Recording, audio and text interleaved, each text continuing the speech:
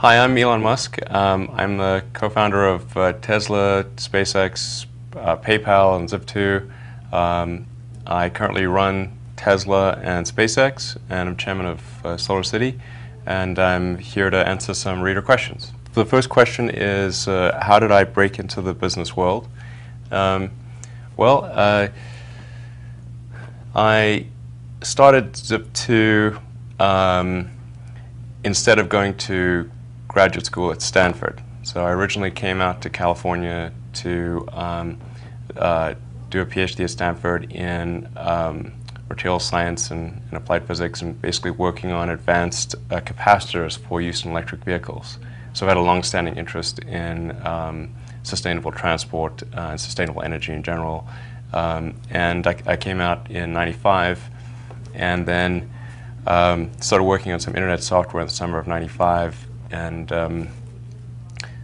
decided to defer grad studies at Stanford and try starting an internet company. It wasn't from the standpoint of actually sort of wanting to be an entrepreneur necessarily, but I actually applied to Netscape at the time, but they didn't respond to me. So that was the only internet company that I was aware of. So lacking any other internet company, I had to make my own. And that's what resulted in Zip2.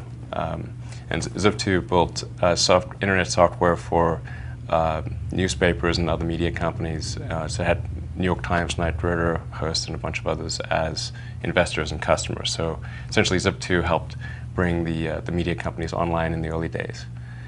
So that was my start in business, I guess. But really, I think of myself as more kind of like an engineer who, in order to invent the things that I want to invent and create them, that I have to do the company as well. So I'm somewhat reluctantly the CEO. It's not my preference, actually. How was I involved in co-founding PayPal?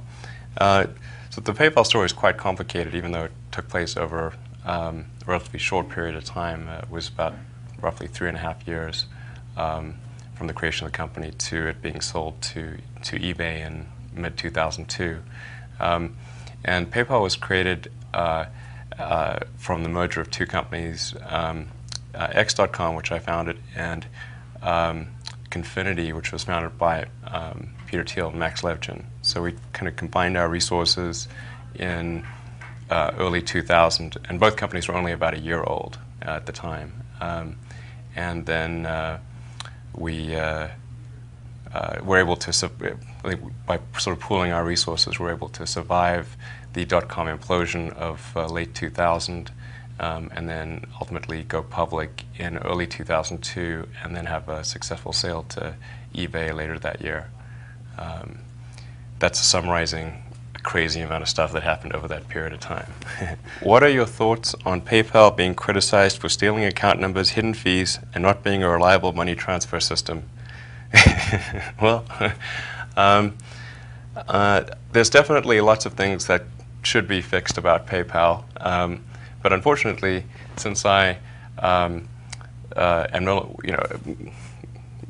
not been part of the company since 2002, it's difficult for me to do things about PayPal. I think there's like a lot of functionality that should be added, and a lot of things corrected, and there's still errors in the PayPal system, like mistakes in structure that I put there, and I really, there's no actual good reason for them being there.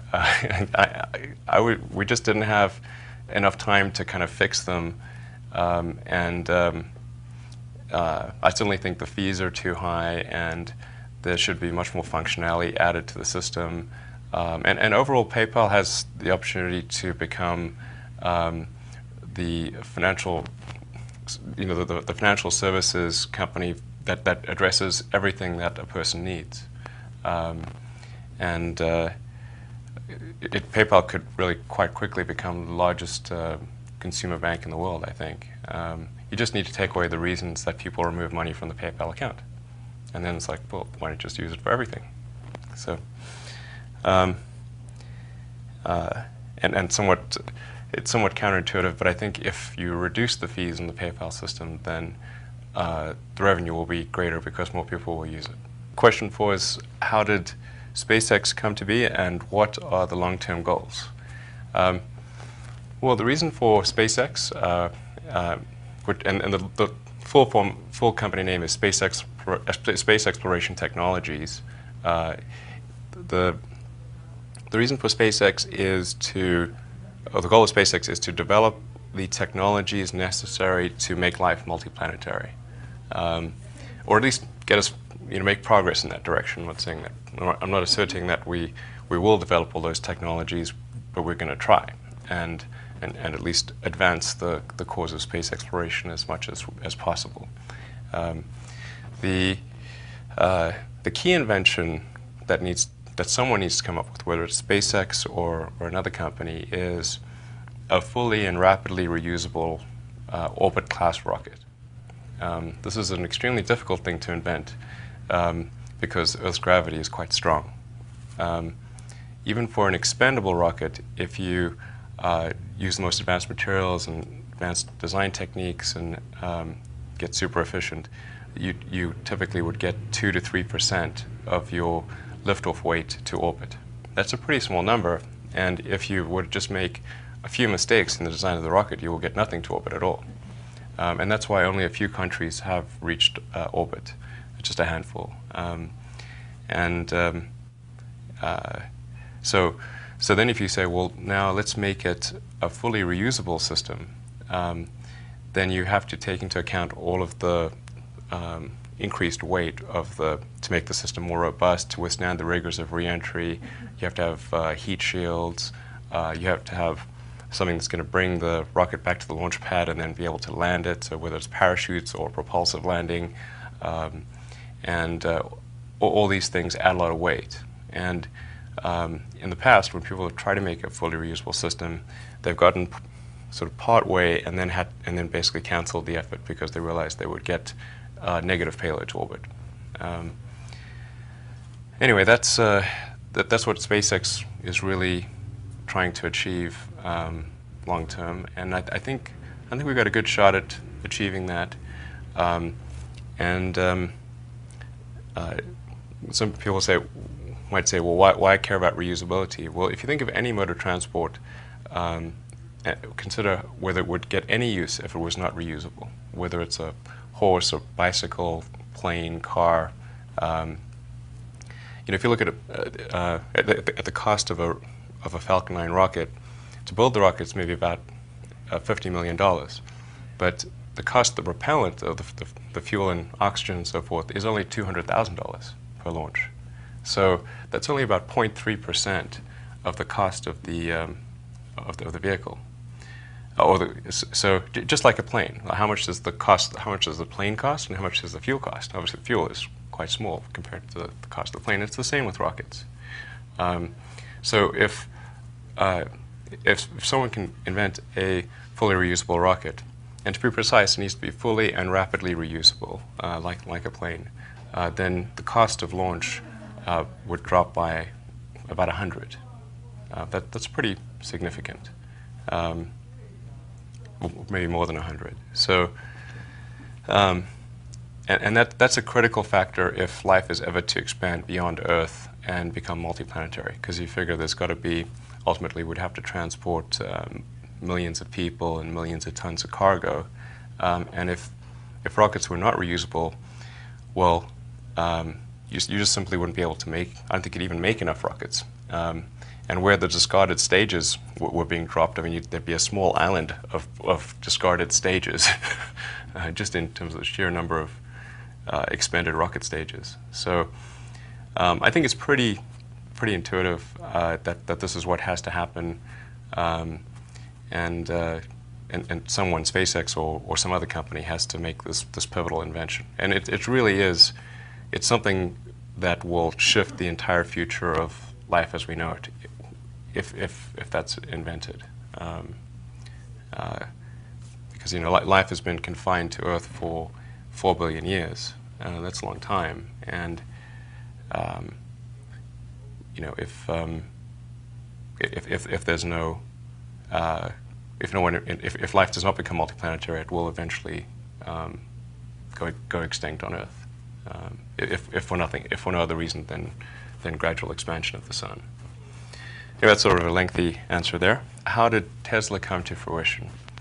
All of these stories are quite long stories, so I'm trying to condense them to relatively short answers.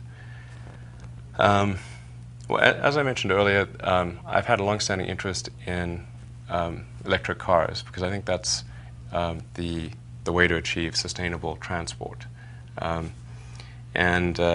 know, that's the original reason I came out to California, was to try to develop energy storage mechanisms for electric vehicles. I guess it was in 2003, I got a call from J.B. Straubel and another guy who wanted to meet and talk about space stuff. And then during that conversation, they also happened to mention electric cars, because they're pretty interested in electric vehicles. And they mentioned a company called AC Propulsion in Southern California that had developed a kind of a prototype electric sports car with really good statistics, like 0 to 60 in under 4 seconds, 250-mile range. Now, it was just a primitive kit car, so basically taking a kit gasoline sports car, added lithium-ion batteries to it, and achieved that performance. So I got a demo in the car, and I was like, whoa, this is great. And so I tried to convince AC Propulsion to commercialize the sports car, but they were not interested in doing so. Eventually, after not being able to convince them for several months, I said, okay, look, if you guys don't do it, then I'm gonna, then I'd like to try to commercialize electric sports cars, because I think that we really need to show that you can make a compelling electric car. And then they said, well, if if you're going to do that, then let's connect you up with a few other people. So I connected up with J.B. Straubel, and then a couple other guys, Martin Eberhard, Mark Toppening, and Ian Wright, and we created Tesla Motors to essentially commercialize the T0, which was the AC propulsion car. And yeah, and obviously started that company with a lot of naivete about what it takes to create a car company. And pretty much everything went wrong. Ultimately, I think it took 5 times the amount of capital that we thought it would to bring the Tesla Roadster to market and get it up to and iron out the issues. It's a pretty capital-intensive business, and I mean that's why if you look at the car companies that exist in the country today, General Motors, Ford, and Chrysler all got started 100 years ago, roughly. So clearly, it is not an industry conducive to startups. But at this point, Tesla is actually doing pretty well. We've delivered a couple thousand Roadsters in over 30 countries. Customers seem pretty happy with that, and we're at a very advanced stage with the Model S sedan, which is due to come out around the middle of next year. So that's, I feel really good about the way things are with Tesla. Will Tesla cars ever become affordable to the middle class? Well, with the Model S sedan, we're aiming to significantly improve the affordability of the car, because we're going from the Roadster at about $100,000 to the Model S, which has a starting price of about $50,000. So it's a big step. Sort of, it's half the cost, and the functionality is much broader, because it's designed to carry up to 7 people, a tremendous amount of cargo space, 5-star crash rating, great ride and handling. It's really going to be a super great car. I mean, our goal with the Model S is, our aspiration with the Model S is to make the best car of any kind, and not just the best electric car. Then the third generation beyond the Model S, that's where we're aiming to get to about a $30,000 car. And that's hopefully in about 4 years or so, maybe 5 years. Depends on how well things go over the next few years. But but certainly the goal of Tesla from the beginning has been to make mass market cars. It's just that we didn't really have a big enough factory or enough money to do that.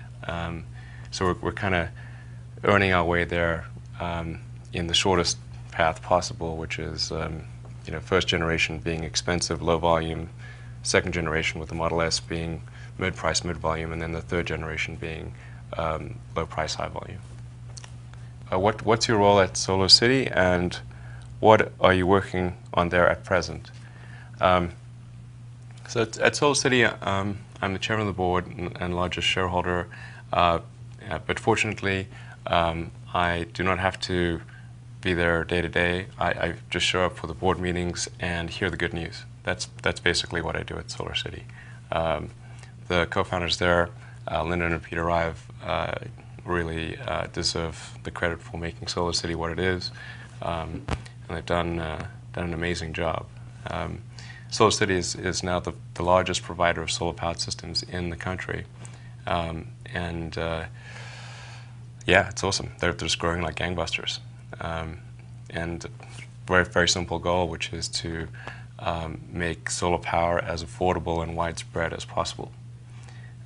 And they're growing the company about as fast as I think it's possible to grow a company.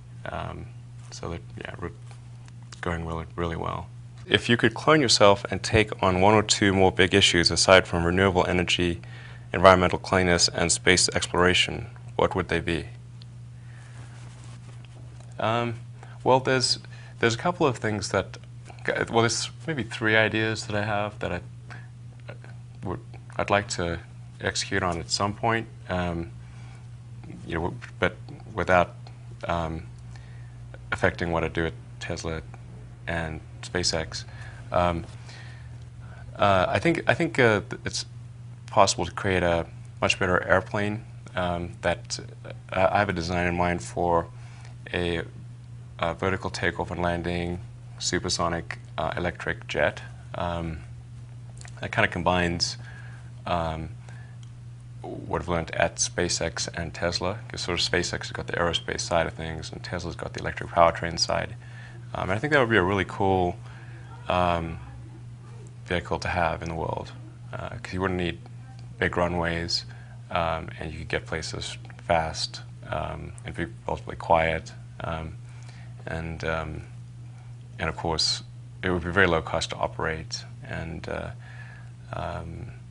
good for the environment and all that. So that's one idea. And another is what sounds kind of mundane, but prefabricated metal sections for creating a double-decker highway. And living in LA, this is something that I've had a lot of opportunity to think about. And it's a bit tricky to, if you want to increase throughput on a highway, because you want to be able to do it ideally without affecting the existing traffic, as the current construction on the 405 can be very very annoying,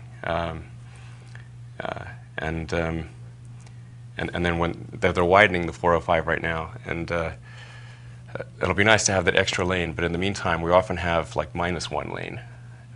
So I think if you could really think of double-deckering a freeway, double-decker is the wrong word, because I'm actually thinking of kind of like a box section down the center divider with a lane on the bottom, a lane on the top, but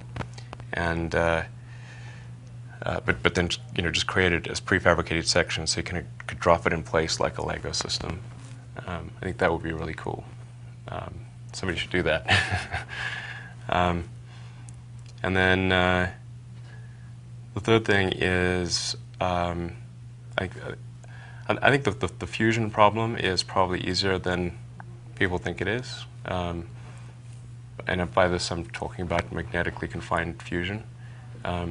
That's a problem which gets easier as you scale it up, because you get like a surface to volume advantage. So it seems like a pretty obvious thing that you could, if you made it big enough, you could have a really effective magnetically sort of magnetically confined fusion reactor.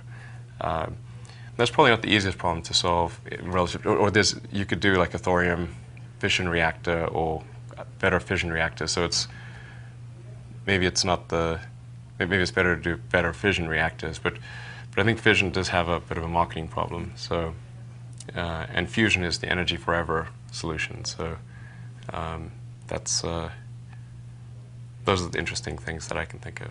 To what do I attribute my drive to take on such large issues?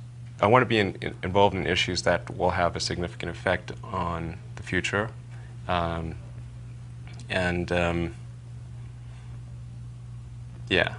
Let's see.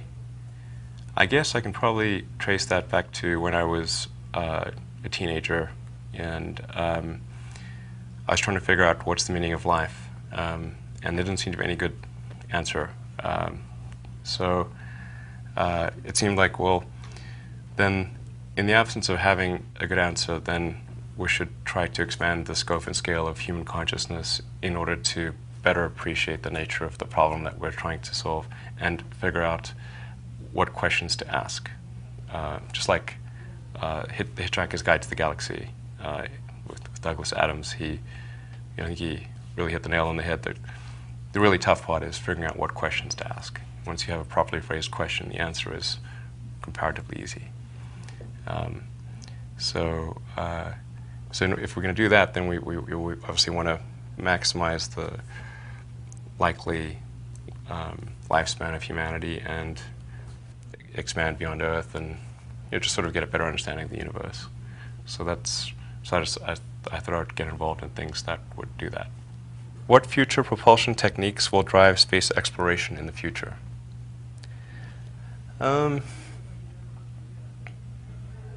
Well, so here's sort of an ironic thing, which is I think that essentially all modes of transport will go fully electric except for rockets. And the problem with getting out of Earth's gravity well is that it's very difficult to escape Newton's third law, which is that you kind of need to react against something, or you need to expel matter in order to have the opposite reaction, and have that momentum transfer such that you can move. I mean, there are sort of some ideas about having space elevators and that kind of thing, but I don't think those are likely to be successful.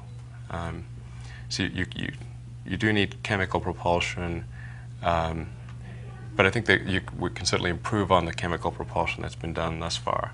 And I think probably a very high efficiency light hydrocarbon engine that uses sort of predominantly methane is probably a good way to go, and that's something SpaceX will end up working on. Once you get into space, or into orbit, I should say, then there are interesting potential. I mean, I think having high-powered ion drives are probably a good thing for interplanetary transport. And then there's some interesting ideas about having solar sails or sort of solar electromagnetic sails. Those could be interesting ways to go. But I think if we can establish a base on Mars, and that will then create a forcing function to improve space transportation technologies, and all sorts of things that we don't really know about today will get invented in the future. But you kind of need that forcing function, just like before there was a need to cross the Atlantic, there wasn't really a forcing function to improve ships. But once there was, the United States was there, then there was a big incentive to improve shipping technology across the Atlantic. Actually, that brings me back to the reusability thing. If ships had not been reusable in the days of American colonization, then the United States would not exist. All right, so the next question is, has your definition of a good idea for a startup or innovation changed in the past 5 to 7 years? No, not really. I think it's pretty much the same idea. if you're going to create a company, you have to come up with a product or service that you think would be compelling, that would serve some need, and then really a great company is just built around a great product or service. That's the whole purpose of a company, is to propagate that product or service and put it in the hands of people who would find it useful. Yeah, so I think that's the main thing, is try to think of the most useful thing you could do for your fellow human beings, and then a company is the process of scaling that up and in scope, increasing that in scope and scale. With the downturn of the economy, are VCs less likely to invest in startups? I think I'm not sure how much venture capital is being invested right now. I think I don't even know if it's a big change. But there is a lot of venture capital being invested. So I think there's still plenty of venture capital for good ideas. I think the best way to attract venture capital is to try to come up with a demonstration of whatever product or service it is, and ideally take that as far as you can. Just see if you can actually sell that to real customers, and start generating some momentum. And then the further along you can get with that, then the more likely you are to get funding. What's the best advice you have for aspiring entrepreneurs? Well, I think starting a company is a very tough thing. There's a friend of mine, Bill Lee, whose phrase is, starting a company is like staring into the abyss and eating glass. So you should certainly expect that it is going to be very hard. It's going to be harder than getting a job somewhere by a pretty good margin. The odds of you losing the money that you've invested or your friends have invested is pretty high. I mean, those are just the basic facts. So if you don't mind things being really hard and high risk, then starting a company is a good idea. Otherwise, it's probably unwise, and will certainly stress you out. So I think you have to be pretty driven to make it happen. Otherwise, you will just make yourself miserable. And then in creating a company, as I said a moment ago, it's just you just want to really say, how do you make the best product or service possible? Companies that don't make good products or services just shouldn't exist. I think that's just pretty logical. How do you stay focused, motivated, and maintain enthusiasm when things don't go the way you had hoped? I think my sort of drive to get it done is somewhat disconnected from hope, enthusiasm, or anything else. I actually just don't care about hope or enthusiasm, motivation. I just give it everything I've got, irrespective of what the circumstances may be.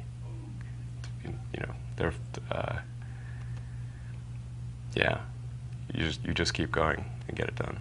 How do you find balance in your life being involved in so many companies? Well, I think balance. It just depends on what somebody's definition of balance is. I think my life would be very unbalanced by most people's definition, since I work quite a lot, and I probably put in sort of somewhere between 80 and 100 hours a week of work, which is a lot, yeah. So, and then most of my remaining waking hours are spent with my kids. So that's my life. I would say it's relatively unbalanced. So the great thing about having something like an iPhone or BlackBerry or whatever is that you can kind of intermix activities. So I can kind of be with my kids and on email at the same time, since they don't require constant attention. What are a couple of inventions you expect to change the world in the coming years? Well, I think the biggest problem, terrestrial problem that Earth faces is the sustainable energy problem, and so I think there's going to be a number of breakthroughs in that arena because they kind of have to be, but I think there will be, as they say, necessity is the mother of invention. So I would expect to see significant breakthroughs in energy storage, and that's probably maybe the biggest area. Probably breakthroughs in energy generation as well. Although I actually think that there have been some pretty big breakthroughs in solar power. In fact, a lot of people are unaware of the fact that the cost of solar panels has dropped by a factor of basically almost 4. So certainly 3, but almost 4 over the last 5 years. That's a massive, massive reduction. I classify that as a breakthrough. Yeah, there's going to be huge breakthroughs in genetics, in decoding DNA, and then also writing DNA. So once you've read DNA, you figure out where's the error. You want to sort of write the corrective code. I mean, DNA is basically firmware. If there's a disease that somebody has and it's genetic, and you could sort of fix that, and I think we may be able to fix sort of Alzheimer's, and so I expect there's going to be a lot of breakthroughs in the genetics area. That's going to be really, really huge. Of course, a lot of the biggest breakthroughs are going to be difficult to anticipate in advance.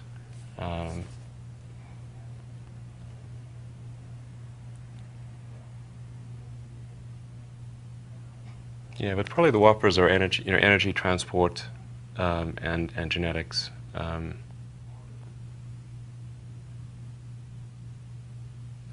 probably be some really big breakthroughs in understanding of the human mind and consciousness as well. So how did it feel to have Iron Man based on you? Well, I should point out that Iron Man was only partially based on me because I've got 5 kids, and Iron Man didn't, sort of swinging bachelor. But I guess it's kind of cool. And we've got an Iron Man statue that was donated to SpaceX by Jon Favreau, signed by the whole cast, including Scarlett Johansson and everything. It was kind of cool. That's pretty cool, I guess. What happened to the Top Gear debacle over the Tesla Roadster? And this is basically where Top Gear falsely implied that the Tesla Roadster had run out of energy when they tested it, which it didn't. In fact, because the whole vehicle is a detailed computer log, so we can see it. And then also when we dropped the car off, one of our guys happened to see a script sitting on the table. He'd already dropped the car off, and is reading through the script, and in the script the car breaks down. I'm like, wait a second, you wrote the script before we even gave you the car. So there's something wrong about that, and you wouldn't think it was. We were hoping it wouldn't be that bad, but then when we did the Tesla IPO roadshow, we just got one investor after another asking us why our car broke down in Top Gear, particularly in Europe. Every investor we met with in Europe asked us why our car broke down, and I was like, well, this is ridiculous. So, and then to add salt to the wound, Top Gear just kept repeating that episode. So who knows how the lawsuit will go, but it's still working its way through the British courts. And our demands are pretty simple. It's just like stop playing the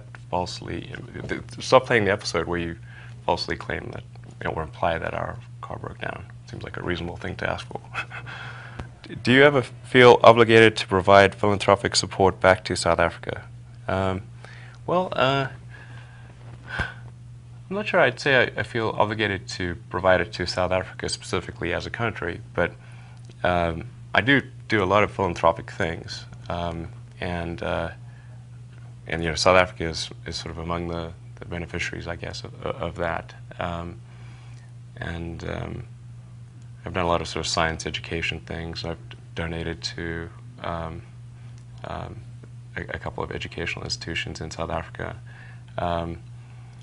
But overall, in terms of my little, I've got a little foundation called the Musk Foundation, and I try to figure out what's the most good it can do, kind of independent of one country or another, and you know, with a focus on science education, kind of pediatric research, and kind of environmental causes.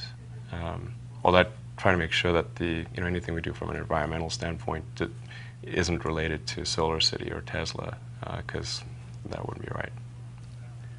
What is the greatest factor that has enabled you to reach the point you have in your career? Well, I think probably I have a really high intrinsic drive,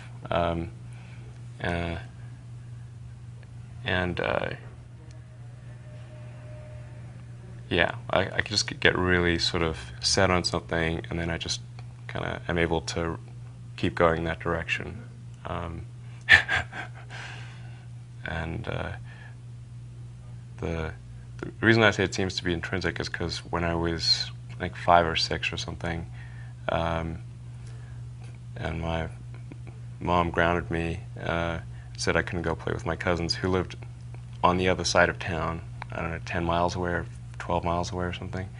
And then I was pretty mad about that, and so I couldn't really read. I couldn't really read, but I didn't really know the way. I mean, I kind of knew the way, but I walked clear across town and arrived at my cousin's house several hours later, freaking my mom out. And that's kind of a weird thing to do if you're 5. So I figured that must be something intrinsic. Who are some figures that you look up to in the business world? Well, I think obviously somebody like Steve Jobs. I mean, everyone and their mom looks up to Steve Jobs in that respect. I think Larry Page and Sergey Brin, for sure. They're friends of mine. They've done an amazing job. And Warren Buffett on the investing side, and I think Bill Gates has done a number of impressive things, obviously with Microsoft and with the Gates Foundation. Yeah,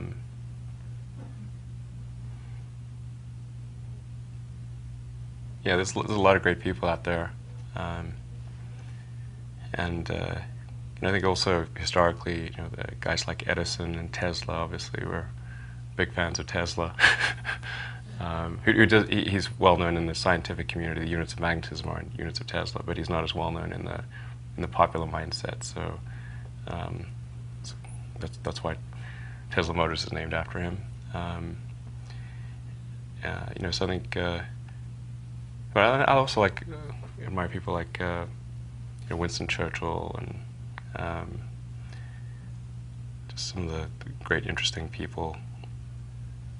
Oscar Wilde. I mean, there's lots of really interesting, cool people in history. So what advice do I have for college graduates interested in getting involved in the spheres you've tapped into? Certainly, I'd invite you to apply for a job at SolarCity or Tesla or SpaceX.